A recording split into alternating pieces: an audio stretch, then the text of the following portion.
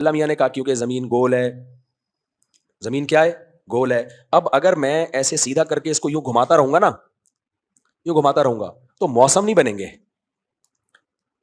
جو ملک زمین سورج سے جتنا دیکھو، جب گول چیز ہوتی ہے نا گول، اب لائٹ آپ ٹارچ سے یہاں مار رہے ہو اس کے، تو یہاں ٹارچ سیدھی پڑے گی، یہاں پر ہمیشہ کم روشنی آئے گی، ہمیشہ کم ہی رہے گی. تو ان علاقوں میں دن ہمیشہ چھوٹے ہوں گے اور راتیں ہمیشہ لمبی، اور ان علاقوں میں بھی دن ہمیشہ چھوٹے اور راتیں ہمیشہ لمبی. صرف اکویٹر پہ جو ہوں گے وہ تمیز سے والے کنٹری ہوں گے. اللہ میاں نے کیا کیا؟ اللہ میاں نے کہا نا نا نا نا، یہ زیادتی ہے بھائی. اللہ میاں نے زمین کو 23 ڈگری جھکا دیا کہ جب سورج ادھر ہے زمین ادھر ہے، 23 ڈگری ادھر جھکی ہوئی ہے. اب کیا ہو رہا ہے؟ یوں کر کے جھکی ہوئی ہے نا، تو جھکنے کی وجہ سے کیا ہو رہا ہے؟ اس طرف لائٹ زیادہ پڑ رہی ہے، ان کی دن چھوٹے ہو رہے ہیں جو اکویٹر کے دوسری طرف ہے. پھر جب زمین گھوم کے سورج کے گر ادھر آ جاتی ہے، یہ والا حصہ سورج کے زیادہ سامنے آ گیا، وہ والا پیچھے چلا گیا.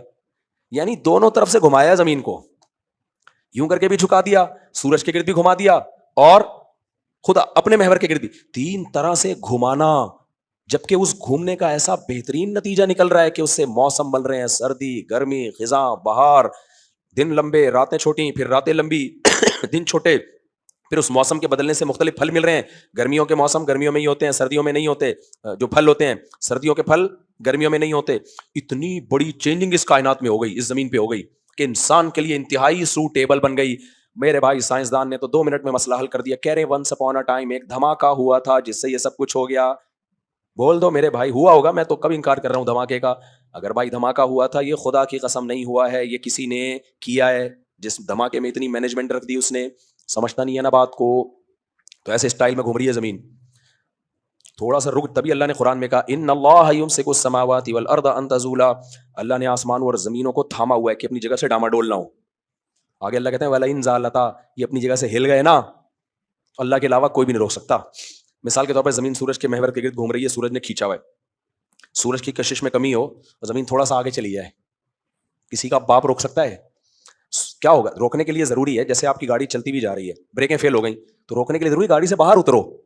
ایسا ہی ہوتا ہے نا، باہر اتر کے سامنے سے یوں کر کے پش کرو.